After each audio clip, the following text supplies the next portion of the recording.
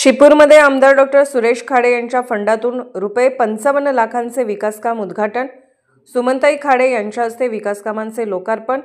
शिपूर तालुका मिरज येथे माजी कामगार मंत्री आणि मिरज विधानसभा मतदारसंघाचे लोकप्रिय आमदार डॉक्टर सुरेशभाऊ खाडे यांच्या आमदार निधीतून सुमारे 55 लाख किमतीच्या विविध विकास कामांचे उद्घाटन संपन्न झाले। या कार्यक्रमास भाजप नेत्या सुमनताई सुरेशभाऊ खाडे प्रमुख अतिथी म्हणून उपस्थित होत्या।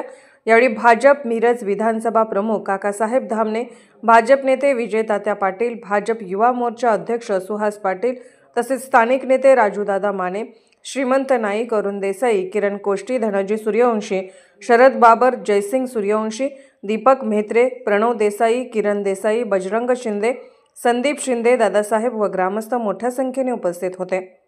या विकास कामांमुळे गावातील मूलभूत सोयी सुविधांना चालना मिळणार असल्याचे ग्रामस्थांनी समाधान व्यक्त केले।